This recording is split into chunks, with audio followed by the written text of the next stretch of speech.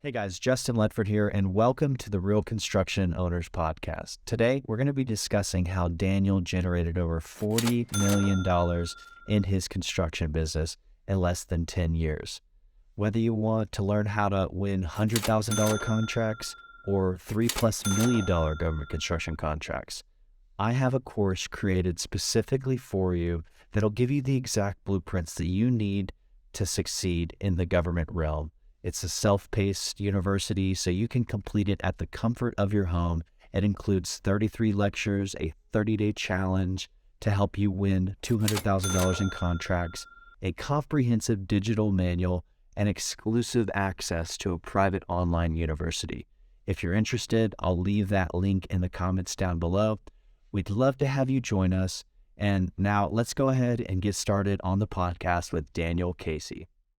Welcome to the Real Construction Owners Podcast, where we interview real construction owners doing big things to help you go from being a stressed out operator to a thriving business owner who gets to see your business grow without you having to do all the work. Today, we have a very special guest, the owner of Black Rock Construction, Daniel Casey, out of Washington State, doing big things, buying multifamily assets and making them better and increasing his net worth, doing government constructions in the past. Today, you're going to learn best processes, investments, and things that are going to help you grow your business. So stay tuned.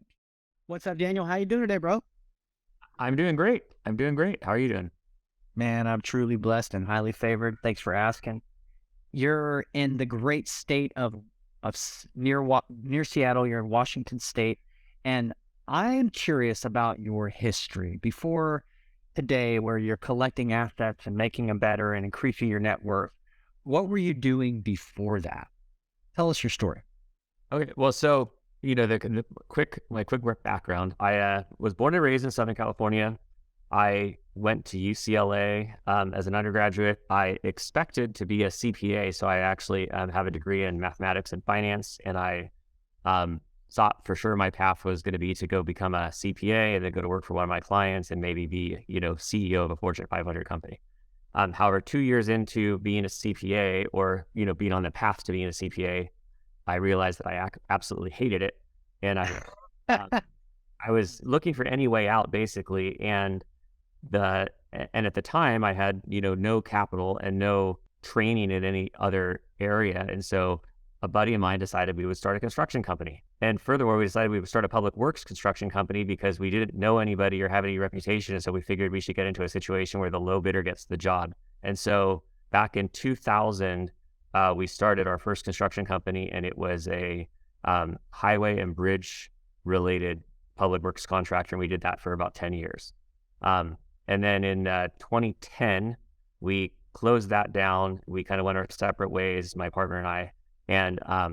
And kind of in the wake of that, I started Black Rock Construction with the intention to be a general building contractor. And so we kind of built that from nothing to, kind of a small to mid-sized, local building contractor. And then in 2017, realized that we'd really rather be the owner than the contractor. And we started buying multifamily assets. And so that kind of gets us to where we are today. Man, I'd like to unpack that a little bit more, because a lot of our listeners, they come to me wanting to learn how to win government construction contracts. Talk to our audience who are contractors, who are doing residential, dealing with homeowners, who are nitpicking on little this and that. Talk to our audience about the benefits of government construction contracts and be real with us. Like, how many millions of dollars did y'all win in that time frame of doing that? Gosh, I don't, in rough numbers. So we did it for about a period of 10 years.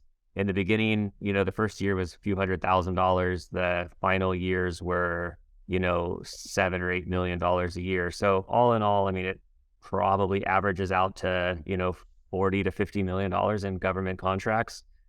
Most of those were state and local. We were mostly working in Washington, Oregon, and California, although we did do some federal contracts in there too.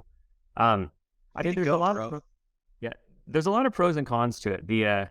Obviously the pros are, it's typically a low bid situation. So you have a lot of control over your kind of your acquisition pipeline. There's not a lot of whining and dining of clients in order, there's no marketing involved, right? Like it's purely a matter of responding to bids and estimating and things like that. And then, the pros are, generally speaking, the government pays its bills. The cons are, if you ever get into a situation where the government doesn't want to pay its bills, there's a significant inequality of your bargaining position. And so it can be very difficult and very expensive to fight the government if you ever end up in any sort of a contract dispute. And then there's a mountain of paperwork to deal with, but the paperwork's actually a huge benefit in my mind, because what it really does is it, limits competition. There's a lot of contractors who just can't or won't deal with the administrative aspects of being a public works contractor, and that significantly reduces, the field. And you can outsource that. You can find people who specialize in that and hire them to do that for you. So like one of the things we teach in our network is, if you don't like the paperwork, we have people who will handle the paperwork for you. And you got to pay them, of course. So you did around $40 to $50 million in government construction contracts. What would you say to the person who's listening and they're like, man, I that I have Federal Construction University and I teach contractors A to Z how to win these contracts. What would you say to that person who's on the fence and they're curious about winning these deals and getting started? I guess the simple answer, I would say, go for it. Like dip your toe in the water and see if you like it. But I guess, we were in a somewhat niche market. So I think I would probably encourage anybody who's trying to dabble in the world of public works construction to find a niche, because it is a little unforgiving. So you don't want to get into a highly commoditized market where you're trying to underbid people by a penny per square foot on high volumes of work, because it can be pretty cutthroat. It can be pretty unforgiving. When we got started, we focused almost exclusively on seismic retrofits and other bridge repair projects, and we did that because it was a very small niche of the kind of the heavy highway market. And we kind of used to say that we were always looking for projects that were too complex for the little guys, but too small for the big guys. And so we kind of enjoyed this little pocket of the market where we were typically only bidding against 2 or 3 other contractors. And so our margins were quite a bit higher. And thus, it was a lot more forgiving if we were, not maybe the absolute best, executor of the work.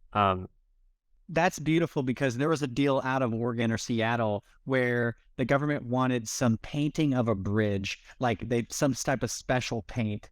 And I bid it as my company. Come to find out, there was only 3 other bidders, so 4 total.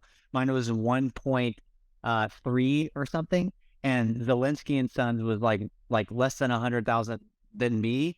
And they won that deal. And I know that they made multiple, almost $300,000, because by calling Sherwin-Williams and finding that specific painting contractor who does exactly that, and then calling another like highway company who could be the flagman, the profit on it was around $300,000. So I know that they made over a couple $100,000 in a matter of 3 weeks to 5 weeks on that painting of that bridge job. So it's cool that you had that experience, and I thank you for opening up a little bit about that. Now, let's dive into where you're at today. You own BlackRock Construction, and y'all are acquiring multifamily assets. And are these nationwide or these local? What's your play with this business? Yeah, so it's all local. So we kind of believe in the model of being a local owner operator. So we own just a hair under 300 apartment units in the greater Tacoma area. We also own a hotel and a small industrial building and an office building and a handful of retail spaces. But we have property management, maintenance, and then general construction in-house. And so we built that we bought our first 8-unit building in 2018. And then by the end of 2019, we had burned off all of our backlog, and we stopped doing any customer work other than our own stuff. So in 2019, I think we did about $250,000 in general construction revenue. And now in 2023, we'll do a little over $3 million. So we've kind of built it back up to kind of being a construction company, but there was a couple of years in there where we had basically, shrunk all the way down to, kind of being an owner operator type construction company. And then we've slowly built it back up as we've acquired more assets. I think that's a beautiful lesson, though, because there's a lot of contractors who do good, they make money, and then they don't necessarily invest it properly, and they don't buy assets. They just blow their money on liabilities. And in your opinion, why is it important to focus on acquiring assets instead of always buying liabilities? Yeah, well, I mean, obviously, there's a huge long-term value to having assets. And I guess maybe let me just tell you kind of my story on it. When I was in 2016, I don't remember exactly what the catalyst was, but I can clearly remember on a Sunday morning, sitting in my chair, browsing CNBC on my phone, and I don't know if you ever read any of the CNBC, news headlines, but on the weekends, they always put in a bunch of like personal development or kind of more personal finance type stuff. And somehow I kind of went down this rabbit hole of, reading one article, which led to another article, which led to another article. And it kind of somehow on that Sunday morning, it kind of caused me to come to the realization of like, gosh, I've been a contractor now for 16 years and I really don't have anything to show for it. I mean, I've earned a nice living that time. Yes, but exactly. But basically, exactly. I'm like, I'm only as good as my next job. And then kind of to punctuate that, I had, at that point in time, I owned a duplex, I owned an office building, and I owned a small industrial building that was what we used as our contractor's yard. And I had not really, prior to that, I'd never really calculated my net worth. And so at that point, I calculated my net worth to be, it was somewhere just a hair under $2 million. But all of that net worth was wrapped up in those three real estate assets plus my primary residence. And so it was just kind of like a light, and none of those were purchased as investments. The duplex was my first primary residence, and then we kept it, but we weren't even aware of the concept of house hacking. We were just, it was just kind of the cheapest way to live. And then the office building, we did not buy it as an investment. We bought it because we needed an office. And so, it was a little cheaper to own the building than to pay somebody rent. So we bought the building. And then same thing with the industrial building, we needed a yard. And so then here I am in 2016, having been a contractor for 16 years and realizing that 100% of my net worth is in real estate. And so then it wasn't an instant jump to buying apartments, but that's what started the whole process. I started exploring other businesses and looking for ways that I could create some sort of a recurring revenue stream and create a business that had some intrinsic value. And whereas, for better or for worse, construction companies are primarily a services business, and you're really, with the exception of maybe, some equipment rich contractors, you might have a bunch of iron sitting around that's worth a few bucks, but generally speaking, your value is in your people and your, in your pipeline. So if you stop bidding on work, you have you've got no value. That's so true. Now, with that being said, you have now acquired how many doors? And I always like to dive deep and find out what the note payment is versus, what is being collected. If you don't mind sharing, that would help our audience of Go Bros as well. I would, okay. So, you'd think I should know the exact answers to these questions. I think we're at 200 and think through this. We just closed on another property. I think we're at 276 multi-family doors. Way to go, bro. Yeah, thank you. And then we have something like 30 commercial spaces, kind of combination of retail and office. And then we have a 52-room hotel. And then we've got a small industrial building that we use as our yard, but we're in the process of developing some additional industrial stuff on there, and we'll either sell them or rent them or something like that. Okay, and so you asked about yes, like 200. That's 300 doors. Is that 300 doors ish? Yeah, it's right in that neighborhood. Yeah. So we bought it. We started with an 8-unit building. I'll tell you the quick progression, because we bought an 8-unit building, and it was kind of a burst strategy. We bought it, we renovated it, we refinanced it, we pulled cash out, used that cash to buy another building. So we bought an 8-unit, and then we bought a 12-unit, and then we bought a 10-unit, and then we bought a 30-unit. Then we sold the 10-unit, bought a 64-unit, and then we bought a 130-unit, and then we just closed on a mixed-use building that has 23 units of multifamily and a handful of retail spaces. So that's the progression. And then, so we're going to get back to the note and the total money collected in just a little bit. But before we go into that, I'm curious, creative financing, how did you do it? How did you put together the funds? Okay. So the first, in 2018, I was kind of, for the first time in my life, sitting on what at the time felt like a lot of money. Like we had a couple of relatively good years in construction, and I probably had somewhere in the neighborhood of $400,000 in cash that I didn't owe to anybody, which is not typical, right? I mean, like typically I might have 400,000 in cash, but if you look out there, there's payables that are going to come due, or I've got, project costs that were going to have to be floated for some period of time. So I actually had kind of $400,000 of disposable cash. And so we used that to buy that first 8-unit building. We spent $860,000 to buy an 8-unit building. We used a hard money lender. And it was kind of I think we put 15% down, plus we had to put 15% of the rehab. And then they financed 85% of the acquisition and 85% of the rehab. And so we spent about $200,000 on the rehab on that building. So all in, we were into it for about 1.1. And when we were done, it appraised for 1.9. And we put a Fannie Mae or a Freddie Mac loan on it for like about 1.4. And so we got all of our money back plus about $300,000 of net kind of cash gain. And then we rolled it into the next deal. Brilliant. So contractors, listen closely. What is the lesson that you could extrapolate here, Daniel, and teach to our contractor who's like, man, I have this money. I want to get some passive income. I know construction. What is the lesson that you want to teach them here? Well, I think that the big eye opener. So when we first started this idea of buying this 8-unit building, my mindset at the time was that I was going to make money as a contractor and I would take that profit and invest it and buy one building a year. And so my thought was if I did that for 15 years, I would be able to retire with these 15 commercial assets or whatever. And in the process of doing that very first building, we realized, we could actually just make money doing this. Like when you're a contractor, you have so much more control than if you're an investor who has to hire out the construction.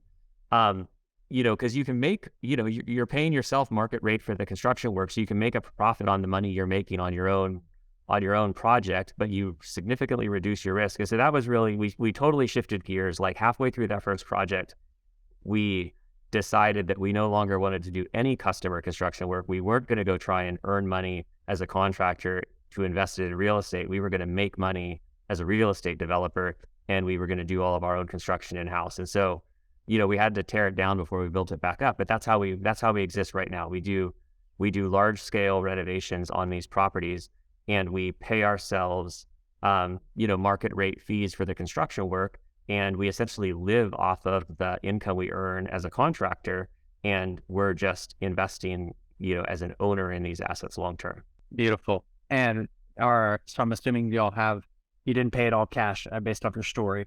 So every month you're paying X, and how much are you collecting? I wish it was that simple to answer. Like, so some of these projects are in various states of stability. So we have the first 3 buildings that we bought and still we sold the 4th one, but those are all stabilized. And so it's relatively, I can kind of answer the cash flow question on those. The 64-unit building and the 130-unit building are both kind of mid-cycle in their kind of stabilization process. So they've got, there's kind of always varying amounts of vacancy. We're spending a ton of money on catching up deferred maintenance and on doing all the renovations. So it doesn't really make sense to talk about it in terms of like how you would talk about a stabilized portfolio. But on the stabilized stuff, we net about $100 per door per month, is kind of our, is the net cash flow out of it. So I mean, that's the metric. That's the metric that you're going after. Not to mention the tax benefit. Not to mention the value add. Not to mention when you go to refinance and you get your money back. Right. Sure. Exactly. Yeah. So with that, what's an expensive lesson that you've learned along the way? If you could tell us that story and also the lesson. An expensive lesson that we learned along the way. Gosh, it's hard, like, I feel like you have there's a lot of ups and downs in the life cycle of a contractor. So to go back to our first construction company, when we were doing public works construction, at the time I was young and immature. I didn't know then what I know now. I was not, I don't think we had a really great strategy. We were just kind of like, going to go out there and grow for growth's sake. And looking back on that, we took on way too much overhead way too quickly, and we really handcuffed ourselves. We kind of locked ourselves into a spot where we needed a certain volume to survive.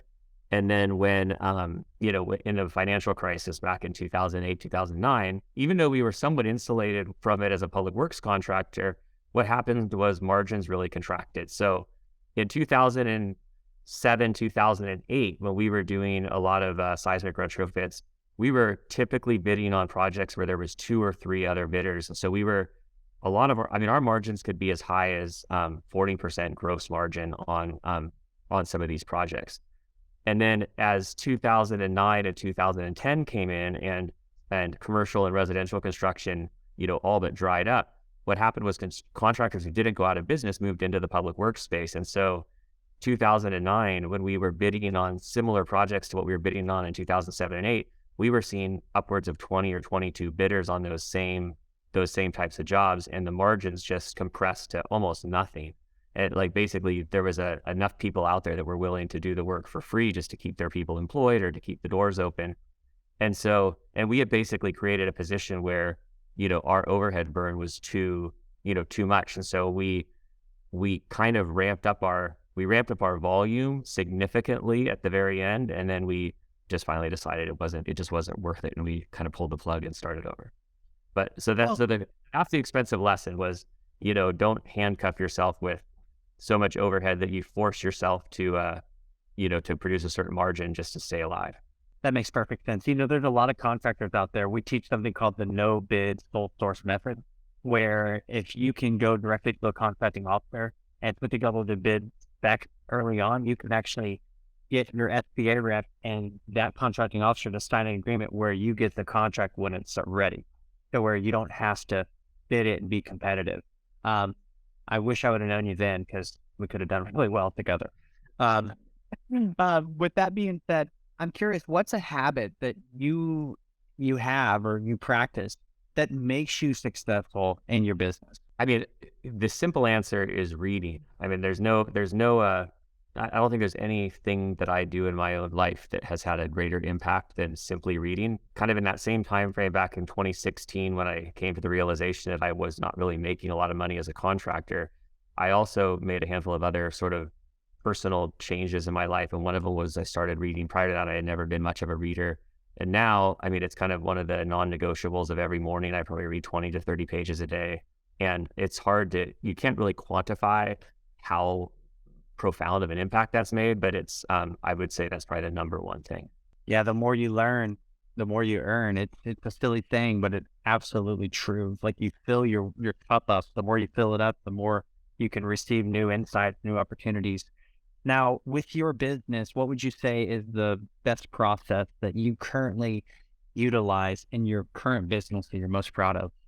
So going, in the current business, especially because there's not a lot of separation between the the property management and the asset management part of our business and the general contracting part of our business. So we've become really focused on kind of being a value creation company. So everyone from the construction workers to the property managers to the maintenance guys, everybody understands that this is all about providing as much value to the residents that live in our properties as possible. And so just having that mindset, I think that there's a lot of, even when we were a contractor, I guess, probably what made us a less than amazing, profitable contractor was that we probably could never get out of the owner's mindset. We were always kind of looking at it and, interested in doing what we perceive to be the best value as opposed to as opposed to potentially just the minimum that the contract required. And so I think that, that's kind of that's something that we do now, is we have that, even our, even our lowest level laborers, view themselves as owners in the property. And so we treat all these projects as an owner, and we are focused on providing maximum value to the end user. And so, it just makes for a good culture, makes for good quality work. Now that you're at the stage you're at and you're literally doing larger deals than, the initial investor would, how are you finding these deals? So the very, very first deal, the 8-unit building that we bought, that was I found that by cold calling. I found an area near our office here that had kind of a dense arrangement of multifamilies that I drove around for one day, and I took down notes, and I went back and I looked up the owners and I made calls. That's honestly the only day in my entire life that I've cold called anybody to try to acquire a property. I did get one on my first day, so like it was a pretty good. Wow. You would think that the lesson learned would be like, gosh, I should just do that every day. And probably that is the lesson that I should have learned, but I didn't learn that lesson. Every other property since then has come just via some sort of either a broker connection or, kind of friend of a friend. I mean, they've all come to us more so. We don't really have any specific acquisition pipeline. Like these are all, everything that we've got is stuff that we've gotten through broker relationships or just somebody who knew that we were, in the market. You truly are blessed and highly favored. Now, just for fun, walk me through that phone call. Like, act like I'm the guy on the other end of the line. What did you say to him to make him interested to say, yeah, I'll sell my property? Ring, ring, ring. Hello. Yeah. The truth is the owner didn't answer the phone. I got some, like, I'm not even sure what the situation was. I think I got like some sort of a caregiver because it was an older gentleman. And I basically just left a message, so I probably called 15 or 20 people. It wasn't like I was going down a gigantic list, but I probably made 15 or 20 phone calls. I generally was using the script of like, hey, my name is Daniel. I'm a local contractor. I'm not a wholesaler. Or I'm not a flipper. But we are trying to, buy, build a apartment portfolio. And I'd be interested in coming and taking a look at your apartment or talking to you. And generally speaking, nobody was interested. I either left messages and got no returned call, or people I did talk to kind of just said, oh, we're not interested in selling. But so this guy, I didn't even get the owner. I got some sort of a caregiver. I gave the caregiver my quick spiel and left him my name and number. And like within an hour or two, I got a call back from the owner, and he basically just told me, that he is interested in selling, and gave me the number of his property manager and said to give her a call and to let her know that I had talked to him and that he told me to call her. And so it turned out that the property manager had already been shopping this property to a couple of investors, and they had actually just gone under contract with an investor like a day or two ago. So on the surface, I was kind of a day too late. But I left my name and number, said I was interested, kind of just said, hey, if anything falls through, give me a call. And about a week or two later, I got a call back from that property manager saying that the woman that was that it had been under contract with was wanting to back out. And so they asked me if I wanted to make an offer, and kind of, I basically just said, well, I'll offer whatever she had in contract for. Like, let's just do the same deal. And we did. So that was how the first one came about. Wow. Way to go, bro. That's a great story. Now you're developing, it sounds like you're actually developing from the ground up. You're not only doing value adds. Is that interpretation correct? So the only thing, so far we've done zero ground up. Everything's we've done some pretty big redevelopment type stuff where we're, making significant alterations or additions to the property, but we're not doing any ground up. Like we're exploring, we have about an acre of undeveloped land attached to our current shop. And so I think we are planning to build in 2023 some ground up kind of light industrial shop space. And that'll actually be our first kind of foray into the world of ground up construction. That's awesome. Here in Costa Rica, you can buy like an acre with a house for $500,000, and there's properties for sale 15, 20 acres for like $500,000, 15 acres for $500,000. And I'm thinking to myself, man, I need to like put some focus on this. I need to develop 15 acres into 1 acre in each and putting a house and, 15x the return. I just haven't figured it out yet or put the time into it. But I know that that's a lot of strategy that a lot of contractors eventually end up going to. Besides that, the one you're talking about in 2023, have you explored that option? We think about it, I suppose, a lot, but I haven't put any like kind of real time and effort behind exploration. But, I've got in kind of my inner circle, there's a couple of people who are both doing ground up multifamily, and I'm pretty close with a couple of fairly large home builders. So I see it firsthand in terms of what the power is of ground up construction. And I'm sure it's something that we will get ourselves into at some point in time. I love that. Daniel, if somebody's looking to get in contact with you, who maybe has a deal, or a broker who's listed, or a contractor who maybe has a deal, what's the best way for them to reach out to you? Well, so they can find me on Facebook. I'm Daniel Casey, out of Puyallup, Washington. And then you could also email me. My email is daniel@blackrocknw, like northwest.com. Daniel Casey with BlackRock Construction, crushing it, doing big things from government construction to multifamily asset collection. Thank you so much for being on the Real Construction Owners Podcast today, brother. Yeah, thank you. It was a pleasure. Drop me a comment down below and let me know how this helped you. Remember to please hit that subscribe button if you're interested in learning more and growing your business faster and double your construction company using government construction contracts. I'll have that link down below. I hope you join me in this epic journey of helping contractors succeed, and I'll see you next time.